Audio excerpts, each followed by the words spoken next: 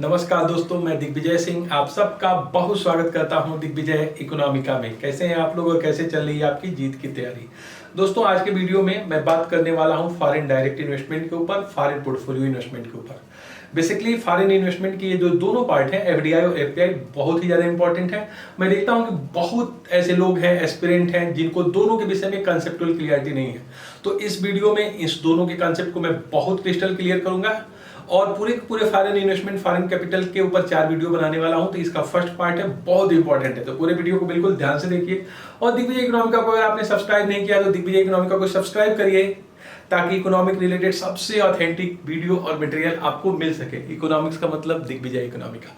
दोस्तों, आइए हम बात करते हैं कि what is the basic difference between FDI and FPI. जब भी मैं कहता हूं कि फॉरेन इन्वेस्टमेंट, विदेशी निवेश, तो आप जानते हैं कि फॉरेन इन्वेस्टमेंट होता है जिसमें रेस्ट ऑफ द वर्ल्ड के इन्वेस्टर आपके वहां असेट्स की ओनरशिप लेते हैं ताकि वो आपके वहां बिजनेस कर सकें।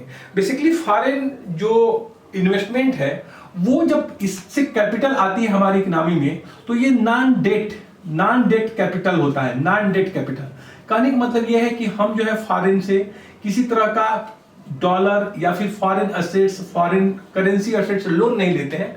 वो यहाँ के जो पोटेंशियल है उसका वो बेनिफिट उठाना चाहते हैं। इसलिए जो फॉरेन इन्वेस्टमेंट है, एफडीआई चाहे एफपीआई, दोनों की बात करें, ये नॉन डेट कैपिटल ट्रांजैक्शन होता है। किसी तरह के हमारी इकोनॉमी में इससे ऋण का सृजन नहीं होता है। तो ये जो फॉरेन इन्वेस्टमेंट होता है ये दो तरह का होता है। एक को हम बोलते हैं फॉरेन डायरेक्ट इन्वेस्टमेंट, एफडीआई, और दूसरे को बोलते हैं फॉरेन पोर्टफोलियो इन्वेस्टमेंट, एफपीआई। अब बेसिक इस दोनों का क्या डेफिनेशन है, क्या कंसेप्ट है, इस पे आइए बात करें। तो सबसे पहले हम बात करते हैं एफडीआई के ऊपर। एफडीआई को कहा जाता है कि ये लॉन्ग रन कैपिटल होता है, और लॉन्ग रन कैपिटल के साथ साथ कुछ और भी होता है। देखिए, लॉन्ग रन कैपिटल है, इसके साथ कुछ और भी है। इसका क्या मतलब है? जब किसी देश का इन्वेस्टर्स किसी दूसरी इकोनॉमी में जाता है और वहां पे अपनी सब्सिडरी ब्रांच सेटअप करता है फिजिकल एग्जिस्टेंस के साथ, तो हम कहते हैं कि वहां पे फॉरेन डायरेक्ट इन्वेस्टमेंट किया गया है, या फिर किसी मल्टीनेशनल कंपनी ने फॉरेन डायरेक्ट इन्वेस्टमेंट एफडीआई किया है। कुल मिलाजुला के इसमें जब किसी देश की मल्टीनेशनल कॉर्पोरेशन अपने इकोनॉमी को क्विट करके किसी इकोनॉमी को छोड़ के दूसरे इकोनॉमी में अपनी ब्रांच और सब्सिडरी सेटल कर दी है, मतलब अपनी इकोनॉमी में तो बनी ही हुई है। जैसे मान लो कि यूएसए का जो है कोई कंपनी है, मैकडी है, वो यूएसए में तो है ही, लेकिन इंडिया में वो चारों तरफ फिजिकली ब्रांच और सब्सिडरी ओपन करे, तो इसे आप एफडीआई मानते हैं ट्रेडिशनली रूप से। तो इसीलिए हम कहते हैं कि एफडीआई का मतलब है long run capital plus something else. Long run capital का मतलब आप समझ चुके होंगे कि अगर मैकडी आता है, पेप्सिको आता है, प्यूमा, रिबॉक, एडिडास आते हैं, तो ये कभी भी शॉर्ट रन के लिए नहीं आएंगे, एक लंबे समय की स्ट्रेटजी के साथ आएंगे कि लंबे समय तक किसी भी इकोनॉमी में हम रहेंगे और वहां पे जो भी पोटेंशियल है उसका बेनिफिट उठाएंगे। तो जब ये एफडीआई आता है लॉन्ग रन कैपिटल के रूप में, तो अपने साथ कुछ और भी चीजों को लेके आता है, जिसे हम मैनेजरियल स्किल कहते हैं, टेक्निकल स्किल कहते हैं, टेक्निकल नो हाउ या रिसर्च एंड डेवलपमेंट कहते हैं। देखिए, जब भी आपके डोमेस्टिक इकोनॉमी में, होम इकोनॉमी में रेस्ट ऑफ द वर्ल्ड से मल्टीनेशनल कॉर्पोरेशंस आते हैं, एफडीआई आती है, तो वो सिर्फ पूंजी लेके नहीं आती है। पूंजी के साथ साथ वो मैनेजरियल स्किल, किस तरीके से मैनेज किया जाए, प्रबंधकीय क्या क्षमता होनी चाहिए, साथ ही साथ तकनीकी क्षमता क्या होनी चाहिए, या फिर टेक्निकल एडवांसमेंट कैसा है, या रिसर्च एंड डेवलपमेंट, इन तमाम चीजों को भी लेके आती है, जिससे आपकी इकोनॉमी को बेनिफिट होता है। मतलब कुल मिला के एफडीआई से सिर्फ आपको इस सेंस में बेनिफिट नहीं होता है कि वहां से विदेशी पूंजी आई है, वहां से डॉलर आया, बल्कि डॉलर के साथ साथ मैनेजरियल स्किल, किस तरीके से चीजों को मैनेज किया जाता है, ये भी आपको सीखने को मिलता है। किस तरीके से टेक्निकल एडवांसमेंट है वो भी सीखने को मिलता है। रिसर्च डेवलपमेंट, टेक्निकल नो हो, ये तमाम चीजें भी एक होस्ट इकोनॉमी को इससे सीखने को मिलती है। कुल मिला के दोस्तों, एफडीआई एक स्टेबल कैपिटल है जिसमें रेस्ट ऑफ द वर्ल्ड की कंपनियां आपके वहां सब्सिडरी या ब्रांच फिजिकली सेटअप कर रही होती हैं। ट्रेडिशनली यही परिभाषा हम लोग मानते हैं। दूसरी तरफ जहां फॉरेन पोर्टफोलियो इन्वेस्टमेंट की बात है, इसमें रेस्ट ऑफ द वर्ल्ड के जो इन्वेस्टर्स है वो आपके शेयर मार्केट में शेयरों की खरीदारी करते हैं, बॉन्ड की खरीदारी करते हैं, डिबेंचर की खरीदारी। तो यहां पे कुल मिला के फाइनेंशियल असेट्स को परचेज करते हैं ताकि शेयर मार्केट के उतार चढ़ाव का बेनिफिट उठाया जा सके, या तो बुल्स के रूप में या फिर बियर्स के रूप में। तो कुल मिला के जब रेस्ट ऑफ द वर्ल्ड के इन्वेस्टर आपके स्टॉक मार्केट में शेयरों की खरीदारी करते हैं, डिबेंचर या बॉन्ड खरीदते हैं, तो इसको हम फॉरेन पोर्टफोलियो इन्वेस्टमेंट करते हैं। इसलिए हम कहते हैं कि जो एफपीआई है, फॉरेन पोर्टफोलियो इन्वेस्टमेंट, वो शॉर्ट टर्म फाइनेंशियल कैपिटल होता है विदाउट एनी कंट्रोल। मतलब एक अल्पकालीन वित्तीय पूंजी है, वो शेयर खरीदते हैं और जब भी उनको लगेगा कि शेयर का रेट गिरेगा, कोई प्रॉब्लम्स आ गया, कोविड आ गया, या भारत और चाइना के बीच या भारत पाकिस्तान के बीच कुछ कनासुनी हो रही है, तो थोड़ा भी एडवर्स सिचुएशन होगा तो तुरंत अपने शेयर को बेच के भाग जाएंगे। इसलिए हम शॉर्ट टर्म फाइनेंशियल एसेट्स को करते हैं और बिना किसी कंट्रोल के करते हैं। क्योंकि फॉरेन डायरेक्ट इन्वेस्टमेंट आपकी इकोनॉमी में आती है, वो यहाँ के एग्जिस्टिंग किसी कंपनी के साथ या तो एक्विजिशन मर्जर के रूप में आएगी, या उसके कुछ हिस्से पे ओनरशिप करेगी, या फिर अपनी सब्सिडरी या ब्रांच खोलेगी। तो कहीं ना कहीं आप देखेंगे कि जो विदेशी कंपनी है और आपकी इकोनॉमी के बीच उसमें कंट्रोल होगा, कहीं ना कहीं उसका एक इंटरेस्ट लिंक होगा। तो बहुत ज्यादा इंपॉर्टेंट ये है कि एफडीआई में एक इंटरेस्ट लिंक डेवलप हो जाता है। बहुत से ऐसे लोग हैं जो इसी इंटरेस्ट लिंक के आधार पे एफडीआई और एफपीआई के बीच अंतर स्थापित करते हैं कि एफडीआई में जो इन्वेस्टर्स होता है, विदेशी इन्वेस्टर, जैसे मान लो यूएस के इन्वेस्टर्स है और आपकी इकोनॉमी में अगर वो इन्वेस्टमेंट करता है, तो दोनों के बीच एक इंटरेस्ट लिंक है। वो आप अपनी कैपिटल को इतने आसानी से लेके नहीं जाने वाला है। जैसे मान लो कि यहाँ कोविड की प्रॉब्लम चल रही है और प्रॉब्लम थोड़ी सी एडवर्स है, तो क्या यहाँ से प्यूमा भाग गया?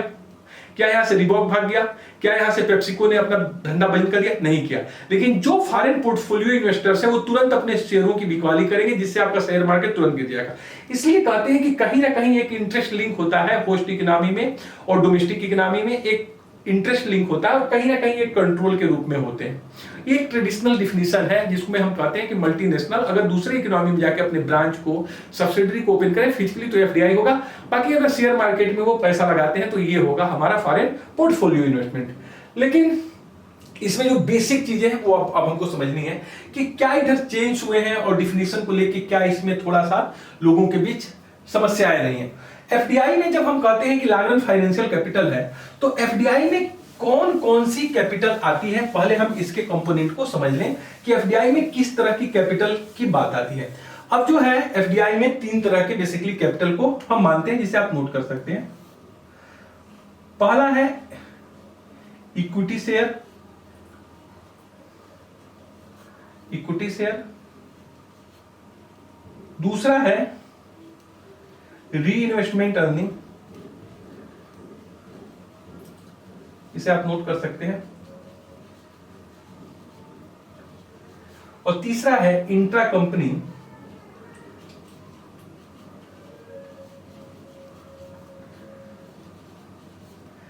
Date transaction. भारत में 3 तरह की चीजों को, कैपिटल को हम एफडीआई के अंतर्गत जोड़ के देखते हैं। एफडीआई का मतलब है भारत में 3 तरह की पूंजी। पहला चीज इक्विटी शेयर। जैसे मान लो कि रेस्ट ऑफ द वर्ल्ड की कोई कंपनी है, वो भारत में जो इक्विटी शेयर को परचेज करेगी, जो वो इक्विटी शेयर को परचेज करेगी, जो समता पूंजी, जो पेड अप कैपिटल है किसी कंपनी की, वो जो भी परचेज करेगी, सबसे पहला चीज वो एफडीआई का पार्ट माना जाएगा। जब मैं कहता हूं कि जैसे मान लो कि वहां की कंपनी वॉलमार्ट है और यहाँ की एक कंपनी जो है भारती है, और भारती के वो कुछ शेयरों को खरीद करती है, तो यहाँ पे इक्विटी शेयर को जितने को परचेज की, पेड अप कैपिटल या इक्विटी शेयर को, वो सबसे पहला एफडीआई का पार्ट होगा। दूसरा री इन्वेस्टमेंट अर्निंग, जब वो कंपनी बेनिफिट अर्न करेगी और अपने बेनिफिट को यहां से फिर री इन्वेस्टमेंट कर देगी, उसे भी हम मानेंगे एफडीआई का पार्ट। और तीसरा इंटर कंपनी डेट ट्रांजैक्शन, अगर कोई कंपनी अपने एफिलिएट कंपनी से जो भी बारोइंग या लेंडिंग करती है, उसको भी एफडीआई के अंतर्गत हम रखते हैं। तो भारत में 3 चीजों को हम एफडीआई के अंतर्गत रखते हैं। इक्विटी कैपिटल को रखते हैं, दूसरा री इन्वेस्टमेंट अर्निंग को रखते हैं, तीसरा इंट्रा कंपनी डेट ट्रांजैक्शन को रखते हैं। अगर आप चाइना में देखेंगे तो और इससे ज्यादा ब्रॉड डिफिनीशन आपको मिलेगा एफडीआई के रूप में। भारत में सिर्फ 3 चीजों को आरबीआई क्लियर करता है कि 3 चीजों को ही हम एफडीआई में रखेंगे: इक्विटी कैपिटल, री इन्वेस्टमेंट अर्निंग और इंट्रा कंपनी डेट ट्रांजैक्शन। अब देखिए, अब आप यहां कंफ्यूज हो गए होंगे, क्योंकि जब मैं कहता हूं इक्विटी शेयर या फिर इक्विटी कैपिटल, तो आप समझते हैं कि एफडीआई में अब इक्विटी की बात क्यों होने लगी। अभी मैंने बताया कि फॉरेन पोर्टफोलियो इन्वेस्टमेंट में रेस्ट ऑफ द वर्ल्ड के जो इन्वेस्टर्स हैं वो आपके वहां शेयर मार्केट में शेयर को खरीदते हैं। तो यहां पे क्या चीज, देखिए कई तरह की एम्बिग्युइटी जो है, प्रॉब्लम्स था, डाउट था एफडीआई और एफपीआई को लेकर इंडिया में। इसलिए आप देखेंगे कि भारत में एक कमिटी बनी अरविंद जो है मायाराम की, और अरविंद मायाराम की कमिटी को भारत सरकार ने एक्सेप्ट कर लिया, और इंटरनेशनली जो एफडीआई और एफपीआई का जो डिफिनीशन है उसको भारत में 2013-14 के बजट में स्थापित किया गया है, उसी को मान लिया गया है। जो internationally rest of the world में एफडीआई और एफपीआई की डिफिनीशन है, उसी डिफिनीशन को इंडिया ने भी अब एक्सेप्ट कर लिया। तो ये डिफिनीशन क्या है, आइए उसको हम ध्यान से समझते हैं कि किस तरह से अब हम भारत में किस तरह से एफडीआई और एफपीआई में अंतर स्थापित करते हैं। तो अरविंद मायाराम कमेटी की बात 2013-14 के बजट में भारत सरकार ने बिल्कुल क्लियर कर दिया कि हमारे वहां एफडीआई और एफपीआई में किस तरह से हम समझेंगे। सबसे पहले चलिए हम समझते हैं एफडीआई को किस तरीके से डिफाइन किया गया बजट 2013-14 में। बजट 2013-14 में अब देखिए, अगर कोई फॉरेन इन्वेस्टर, जिसमें फॉरेन इन्वेस्टर का मतलब कोई इंडिविजुअल हो सकता है, कोई कंपनी हो सकता है, कोई इंटरप्राइज हो सकता है, कोई जो है समूह हो सकता है इंडिविजुअल का या कॉर्पोरेशन का समूह हो सकता है। अगर हमारे वहां जो कंपनी है वो दो तरह की कंपनी हो सकती है, दो तरह के इंटरप्राइज हो सकते हैं। बहुत ध्यान से देखिए, दो तरह के इंटरप्राइज हो सकते हैं। एक इंटरप्राइज या कंपनी ऐसी हो सकती है जो शेयर मार्केट में लिस्टेड हो, और दूसरी इंटरप्राइज या कंपनी ऐसी हो सकती है जो कि किसी भी स्टॉक एक्सचेंज में अनलिस्टेड हो, लिस्ट नहीं हो, तो इसको हम बोलेंगे अनलिस्टेड कंपनी। दो तरह की कंपनियां हो सकती है, एक तो लिस्टेड कंपनी हो सकती है जो कि किसी भी शेयर मार्केट में आप देखिए जो है किसी भी जो है स्टॉक एक्सचेंज में लिस्टेड हो, और दूसरा अनलिस्टेड कंपनी हो सकती है जो किसी भी स्टॉक एक्सचेंज में लिस्टेड नहीं। अगर कोई रेस्ट ऑफ द वर्ल्ड का इन्वेस्टर किसी लिस्टेड कंपनी में जो कि किसी स्टॉक एक्सचेंज से लिंक है, स्टॉक एक्सचेंज में रजिस्टर्ड है, अगर इसमें 10% से ज्यादा इक्विटी शेयर खरीदता है, 10% से ज्यादा शेयर खरीदता है, बहुत ध्यान से समझिए, तो इसको हम एफडीआई मानेंगे। अगर कोई फॉरेन इन्वेस्टर हमारे लिस्टेड कंपनी में जो किसी स्टॉक एक्सचेंज में लिस्ट है उसका 10% से ज्यादा अगर इक्विटी शेयर परचेज कर लेता है तो उसको हम बोलेंगे एफडीआई। लेकिन अगर उस लिस्टेड कंपनी में 10% से कम शेयर, 2% या 3% या 4%, मतलब 10% से कम शेयर खरीदता है, तो इसको हम बोलेंगे फॉरेन पोर्टफोलियो इन्वेस्टमेंट। बहुत ध्यान से समझिए, ये सबसे इंपॉर्टेंट है, क्योंकि आप देखिएगा रेस्ट ऑफ द वर्ल्ड में, चाहे आईएमएफ की डिफिनेशन को ले लें या ओईसीडी की डिफिनेशन को आप ले लीजिए, दोनों ये कहता है कि जब कभी भी वोटिंग कैपेसिटी का 10% से ज्यादा कोई इन्वेस्टर्स लेता है किसी दूसरे इकोनॉमी में जाके, तो उसे फॉरेन डायरेक्ट इन्वेस्टमेंट मानिएगा। कुल मिला जुला के कंट्रोल की बात हो रही है, मैनेजमेंट की बात हो रही है। जैसे मान लो कि मैं कह रहा हूं कि वॉलमार्ट आ रहा है इंडिया में, तो वॉलमार्ट अगर भारतीय के साथ आ रहा है और 10% से ज्यादा भारतीय के शेयर खरीद रहा है, तो ही तो किस तरह का वोटिंग कैपेसिटी उसकी होगी। अगर मान लो कि कभी कोई डिसीजन लेना है, तो जब वोटिंग कैपेसिटी 10% से ज्यादा उसके पास शेयर होल्डिंग होगी तो कहीं से कुछ प्रभावित कर सकता है। तो जब ये लिस्टेड कंपनी में 10% से ज्यादा वो शेयरों की खरीदारी करेगा तो एफडीआई के अंतर्गत काउंट किया जाएगा। लेकिन अगर वो 10% से कम शेयरों की खरीदारी करेगा तो फॉरेन पोर्टफोलियो इन्वेस्टमेंट माना जाएगा। किसके संदर्भ में? लिस्टेड कंपनी के संदर्भ में। जहां तक अनलिस्टेड कंपनी है, जैसे मान लीजिए कि कोई कंपनी ऐसा है जो स्टॉक एक्सचेंज से लिस्टेड है ही नहीं, वहां जो कुछ भी खरीदे, चाहे वो 10% खरीदे, उससे ज्यादा या फिर कम, अनलिस्टेड कंपनी में जो भी इन्वेस्टमेंट होगा वो सब एफडीआई के अंतर्गत ही काउंट किया जाएगा। एफडीआई के अंतर्गत काउंट किया जाएगा, एफपीआई के अंतर्गत काउंट नहीं किया जाएगा। मतलब अनलिस्टेड कंपनी में चाहे जो भी वो इन्वेस्टमेंट कर दे, सब का सब जो है एफडीआई माना जाएगा, एफपीआई नहीं माना जाएगा। तो कुल मिला जुला के आप ये समझ चुके होंगे कि एफडीआई में हमेशा कंपनियों के शेयरों की खरीदारी रेस्ट ऑफ द वर्ल्ड के इन्वेस्टर करते हैं, और 10% से ज्यादा। अब देखिए वो 10% से ज्यादा कितना कर सकते हैं, ये जो है डिसाइड किया जाएगा गवर्नमेंट के द्वारा कि किसी भी स्पेसिफिक कंपनी या सेक्टर में एफडीआई की लिमिट क्या होगी। इसलिए आप हमेशा पढ़ते होंगे एफडीआई की कैपिंग।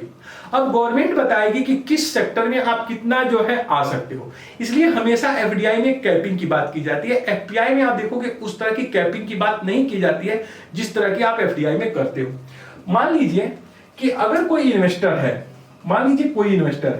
और भारत के किसी कंपनी में इन्वेस्टमेंट करता है, और मान लीजिए कि वो 7% किया और उसी फाइनेंशियल ईयर में 3% और कर दिया, तो अगर उस फाइनेंशियल ईयर में 10% से ज्यादा वो शेयर को खरीद कर दिया तो उसे एफडीआई में आप काउंट करेंगे। बहुत ध्यान से समझिए। जैसे मान लीजिए कोई जरूरी नहीं है कि वो एक बार शुरू में किया तो 7% किया, लेकिन उसी फाइनेंशियल ईयर में वो 3% 4% और करके 10% का वो जो कैप है, जो हमारी थ्रेशोल्ड लिमिट है, उसको क्रॉस कर दिया तो एफडीआई के अंतर्गत फिर वो काउंट किया जाएगा। तो कुल मिला जुला के जो हमारा नाम है वो इंटरनेशनली अब मानदंड हो गया है कि जब लिस्टेड कंपनी में 10% से ज्यादा शेयर होल्डिंग या फिर जो है वोटिंग कैपेसिटी लेता है कोई इन्वेस्टर, तो उसे एफडीआई के अंतर्गत हम काउंट करेंगे। एक बार जो भी एफडीआई के अंतर्गत काउंट हो गया इन्वेस्टमेंट, वो हमेशा एफडीआई ही काउंट होगा। ये भी बहुत इंपॉर्टेंट एक रूल है। जैसे मान लीजिए कि किसी कंपनी ने किसी एक फाइनेंशियल ईयर में 15% की शेयर खरीदा और वो अगले साल सिर्फ 3% के शेयर खरीद रहा है, तो once if FDI consider always considered as FDI, एक बार अगर एफडीआई कंसीडर्ड होगा तो that always considered as FDI, अब उसे आप एफडीआई नहीं मानोगे। एक बार जो एफडीआई हो एफडीआई ही रहेगा। मतलब अगर किसी कंपनी में एक साल में 10%, 12% या 15% की शेयर खरीदा है और अगले बार वो इससे कम की शेयर भी खरीदेगा तो उसे एफडीआई ही माना जाएगा। तो आप ये समझ चुके होंगे कि अब जो है 2013-14 के बाद कुल मिला जुला के डिफिनीशन 10% का थ्रेशोल्ड लिमिट हो गया है कि 10% से कम अगर आप इक्विटी शेयर परचेज करोगे तो एफडीआई, नहीं तो एफडीआई। तो ये जहां तक मैं समझ रहा हूं कि आप समझ गए होंगे एफडीआई क्या, और एफडीआई में 3 तरह के कैपिटल को हम लेते हैं। इक्विटी कैपिटल को लेते हैं, रीइन्वेस्टमेंट अर्निंग को रखते हैं और इंट्रा जो है कंपनी डेट ट्रांजैक्शंस को रखते हैं। जहां तक एफपीआई की बात है, foreign portfolio investment, foreign portfolio investment में बेसिकली 3 तरह के इन्वेस्टर्स हैं। फॉरेन पोर्टफोलियो इन्वेस्टमेंट, एफपीआई, इसको हम कहते हैं फॉरेन पोर्टफोलियो इन्वेस्टमेंट को दोस्तों एफपीआई। एफपीआई में हमारे पास एफपीआई में 3 तरह की चीजें आती हैं। क्या क्या आती हैं? एक आती है फॉरेन इंस्टीट्यूशनल इन्वेस्टर, दूसरा इसका आती है क्वालिफाइड फॉरेन इन्वेस्टर्स, और तीसरा होता है एनआरआई डिपॉजिट। 3 लोगों को आप एक साथ अगर मिला दो आप तो इसे फॉरेन पोर्टफोलियो इन्वेस्टर एफपीआई आप होंगे। क्या क्या? पहला चीज है फॉरेन इंस्टीट्यूशनल इन्वेस्टर, विदेशी संस्थागत निवेशक। विदेशी संस्थागत निवेशक का मतलब क्या है? जैसे मान लीजिए अमेरिका का पेंशन फंड है, म्यूचुअल फंड है, या फिर वहां का जो है कोई जो है प्रोविडेंट फंड है, या फिर मान लीजिए वहां का कोई फाइनेंशियल इंस्टीट्यूशन है। इन सबको हम कहते हैं फॉरेन इंस्टीट्यूशनल इन्वेस्टर, विदेशी संस्थागत निवेशक। आप जानते हैं कि भारत ने शुरू में किसी इंडिविजुअल को यहां पे परमिट नहीं किया निवेश करने के लिए। भारत में सबसे पहले कहा गया कि विदेशी संस्थागत निवेशक ही हमारे वहां इन्वेस्टमेंट कर पाएंगे, और ये विदेशी संस्थागत इन्वेस्टर सब सेबी में अपने आप को रजिस्टर्ड कराएंगे, और उसके बाद भारत में जो है वो शेयर मार्केट में इन्वेस्टमेंट कर सकते हैं, चाहे वो पेंशन फंड के रूप में हो, म्यूचुअल फंड के रूप में हो, प्रोविडेंट फंड हो, या फाइनेंशियल इंस्टीट्यूशन हो, या किसी तरह का कोई जो है नॉन बैंकिंग फाइनेंशियल कंपनी, जो ये इन्वेस्टमेंट कर सकते हैं फॉरेन पोर्टफोलियो इन्वेस्टमेंट करते हैं। दूसरा है qualified foreign investor. Qualified foreign investors में इंडिविजुअल भी हो सकते हैं दोस्तों, कोई कारपोरेट भी हो सकता है। इसमें ऐसे देश के व्यक्ति या संस्थाएं सम्मिलित हैं जो फाइनेंशियल एक्शन टास्क फोर्स के मेंबर हैं। आप जानते हैं कि 45 ऐसे देश हैं जो कि फाइनेंशियल एक्शन टास्क फोर्स के मेंबर हैं, ऐसे देश जो कि अपने केवाईसी नाम्स को दिखाते हैं और बहुत ही ट्रांसपेरेंट तरीके से काम करते हैं। तो क्वालिफाइड फॉरेन इन्वेस्टर्स जो है, ये जो फाइनेंशियल एक्शन टास्क फोर्स 45 देश के मेंबर है, वो हमारे शेयर मार्केट में इन्वेस्टमेंट कर सकते हैं या फिर एनआरआई यहाँ पे डिपॉजिट कर सकते हैं। तो कुल मिला के दोस्तों जो फॉरेन पोर्टफोलियो इन्वेस्टमेंट है, जो हमारे शेयर मार्केट में सीधे शेयरों की खरीदारी करते हैं, उसमें या तो फॉरेन इंस्टीट्यूशनल इन्वेस्टर्स हो सकते हैं, क्वालिफाइड फॉरेन इन्वेस्टर्स हो सकते हैं, या एनआरआई डिपॉजिट हो सकते हैं। अब प्रश्न है कि क्या एफडीआई की मैंने बात किया कि यहाँ पे गवर्नमेंट एक लिमिट की बात करती है कि एफडीआई के ऊपर हम लिमिट लगाएंगे। जैसे मान लीजिए डिफेंस में आना है तो कितने % आ सकते हैं, एनर्जी में आना है तो कितने % आ सकते हैं, बैंकिंग में आना है तो कितने %, जिस पे मैं बात करूंगा आपसे, कम्युनिकेशन में आना है तो कितने %। तो क्या यहाँ पर भी कैपिंग की बात होती है? क्या लाहरी कमेटी बनी थी यहाँ पे कैपिंग के लिए? भारत में बेसिकली जो है एफपीआई के लिए बहुत कोई क्लियर कट कैपिंग का डेफिनेशन नहीं है, लेकिन ये माना जाता है जहां तक कि जो फाइनेंशियल इन्वेस्टर्स हैं, जो फॉरेन जो है इंस्टीट्यूशनल इन्वेस्टर्स हैं, अगर कोई एक फॉरेन इंस्टीट्यूशनल इन्वेस्टर चाहे तो 10% शेयर खरीद सकता है, और सभी अगर मिल जाए तो 14% वो शेयर खरीद सकते हैं। बहुत ध्यान से समझिएगा, कोई एक विदेशी संस्थागत निवेश किसी एक कंपनी में 10% का मैक्सिमम शेयर खरीद सकता है, और सभी संस्थागत निवेशक मिलकर 14% का। इसी तरह कोई एक फॉरेन इन्वेस्टर्स जो है 5% का शेयर खरीद सकता है, और सभी क्वालिफाइड फॉरेन इन्वेस्टर मिलकर 10% का शेयर खरीद सकते हैं। इसी प्रकार एनआरआई जो है जो हमारे वहां इन्वेस्टर्स हैं वो किसी एक कंपनी का 5% का एक शेयर एक इंडिविजुअल खरीद सकता है, एक इंडिविजुअल, और सभी एनआरआई मिलकर 10% इन्वेस्ट कर सकते हैं। तो इस तरीके से आप लिमिट अगर देखेंगे दोस्तों तो 14% प्लस 10% प्लस 10% का मतलब ये जो है 44% की मैक्सिमम लिमिट आती है कि किसी भी कंपनी में जो फॉरेन पोर्टफोलियो इन्वेस्टमेंट हो सकता है वो मैक्सिमम लिमिट उसकी 44% हो सकती है। फिर से इस बात को समझ लीजिए, फॉरेन पोर्टफोलियो इन्वेस्टमेंट के 3 कंपोनेंट हो गए। एक जो हो गया फॉरेन इंस्टीट्यूशनल इन्वेस्टर, विदेशी संस्थागत निवेशक। कोई एक व्यक्ति, जैसे मान लो कि अमेरिका का एक व्यक्ति है मिस्टर हेमिल्टन और वो चाहता है रिलायंस का शेयर खरीद लो, तो गवर्नमेंट उसको परमिशन नहीं देती है जब तक कि वो अपने पूरे जो है केवाईसी नाम को न दिखाए। इसलिए भारत में कहा गया कि कोई व्यक्ति शेयर मार्केट में डायरेक्ट नहीं है, वहां के विदेशी संस्थागत निवेशक है, फॉरेन इंस्टीट्यूशनल इन्वेस्टर है, क्योंकि उसके बारे में बहुत आसानी से जान सकते हैं। तो जो संस्थागत निवेशक हो सकते हैं, पेंशन फंड हो सकते हैं, म्यूचुअल फंड हो सकते हैं, फाइनेंशियल इंस्टीट्यूशन हो सकते हैं, बैंक हो सकते हैं, इनके आप बहुत अच्छे से जान सकते हो कि कौन है, क्या ये बिजनेस कर रहे हैं।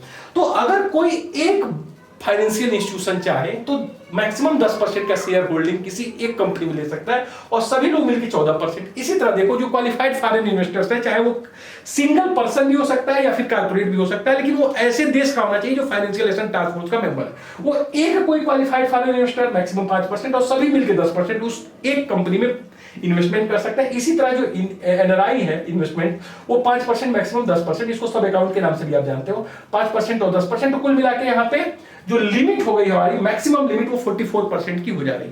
तो दोस्तों इस वीडियो में मैं सिर्फ ये बता रहा था कि एफडीआई को और एफपीआई को किस तरीके से हम अलग करते हैं। मैंने बहुत क्लियर कट बताया कि आपको कि भारत में जो एफडीआई और एफपीआई था वो 2013-14 के बजट से अरविंद मायाराम कमेटी के बाद क्लियर कट किया गया कि दोनों में डिफरेंस। इसके पहले बड़ी एम्बिग्यूटी थी, बड़ी अस्पष्टता थी, बड़ा डाउट था कि किसे एफडीआई आप काउंट कर रहे हो, किसे एफपीआई। लेकिन तब 2013-14 के बजट में बिल्कुल जो है हमारे वित्त मंत्री ने क्लियर किया कि अगर किसी लिस्टेड कंपनी में कोई भी इन्वेस्टर 10% से ज्यादा शेयरों की खरीदारी करेगा तो जो बेंचमार्क है या फिर जो हमारा थ्रेशोल्ड है वो 10% का एबव एफडीआई में काउंट होगा और उसके बिलो हो तो उसको हम एफपीआई में काउंट करेंगे। जहां तक अनलिस्टेड कंपनी की बात है जो किसी भी स्टॉक एक्सचेंज में लिस्ट नहीं है, उसमें जो भी इन्वेस्टमेंट होगा उसे सब हम एफडीआई मांगेंगे। कुल मिलाकर अनलिस्टेड कंपनी में आप एफपीआई को मतलब यहां पे फॉरेन पोर्टफोलियो इन्वेस्ट को परमिट एक तरह से आप देखिए नहीं कर पा रहे हैं। दूसरी तरफ आप ये देख रहे हो यहाँ पे कि जो फॉरेन पोर्टफोलियो इन्वेस्टर्स है उसमें 3 तरह के ये लोग हैं जो पार्टिसिपेट करते हैं। तो दोस्तों ये है फॉरेन डायरेक्ट इन्वेस्टमेंट और फॉरेन पोर्टफोलियो इन्वेस्टमेंट में अंतर। तो इस वीडियो के बाद मैं बताऊंगा कि एफडीआई के कितने प्रकार होते हैं, ग्रीनफील्ड क्या है, ब्राउनफील्ड क्या है, हॉरिजॉन्टल क्या है, वर्टिकल क्या है, उस पर बात करेंगे। एफडीआई का बेनिफिट क्या है, कॉस्ट क्या है, सिंगल ब्रांड एफडीआई क्या है, मल्टी ब्रांड एफडीआई क्या है, एफडीआई और मॉरिशस स्विच क्या है। तो तमाम तरह की चीजें हैं जिसपे आपसे हम चर्चा करेंगे। तो पूरे इस सीरीज को एफडीआई को बहुत ध्यान से देखिए क्योंकि बहुत इंपॉर्टेंट सीरीज है। दोस्तों कोविड का समय चल रहा है, आप लोग सब लोग दुखी हैं, परेशान हैं, तमाम तरह की नेगेटिव चीजें हमको सुनने को मिल रही है और जिससे हम बहुत ज्यादा जो है माइंडली जो है अपसेट हो जा रहे हैं। कई बार ऐसे न्यूज सुनने को मिल रहा है जिसके ऊपर जो है विश्वास करना मुश्किल हो जा रहा है। अभी आपने देखा रोहित सरदाना का केस आया, उनकी जो है मौत की खबर हम लोगों ने सुनी तो काफी जो है बहुत ज्यादा निराशाजनक रही। फिर भी इस कठिनाई की घड़ी में आप अपने ऊपर विश्वास रखिए, जितनी हो सके पॉजिटिव चीजों को सुनिए, कम से कम सोशल मीडिया पे जाइए, कम से कम न्यूज देखिए, कम से कम जो है ऐसे लोगों से बात करिए जो नकारात्मक है। और सबसे बड़ी बात कि हमको इस समय पॉजिटिव चीजों को शेयर करना चाहिए। जितनी निगेटिव चीजें आ रही हैं और ऐसे लोगों तक जा रही हैं जो कि इन्फेक्टेड हैं, उनके ऊपर काफी इसका एक एडवर्स इम्पैक्ट है। तो हमको जहां तक हो सके पॉजिटिव चीजों को शेयर करें कि कितना किसी एक बुजुर्ग ने किस तरह से इसे लड़ाई जीत ली, किसी एक जो है डायबिटिक पेशेंट ने या फिर कि एक कैंसर के मरीज ने किस तरीके से जो कोविड पे जीती है। अगर हम साइकोलॉजिकल रूप से फिट हैं और प्रसन्न है अंदर से तो हमारी जो है स्टेमिना अपने आप ही बढ़ जाती है। तो हम पूरे माहौल को निगेटिव न बना के पॉजिटिव बनाए, इसमें हम लोगों का प्रयास होना चाहिए। तो एक परीक्षा की घड़ी चल रही है, हम सब लोग परेशान हैं, दुखी हैं, लेकिन हम लोग बहुत जल्दी इस घड़ी से, इस परीक्षा की घड़ी से बाहर निकलेंगे, पास करेंगे और हम लोग फिर से ऐसे ही लहराएंगे, ऐसे ही घूमेंगे, ऐसे ही एंजॉय करेंगे। Thank you so much for watching Digvijay Economica. God bless you dear friend.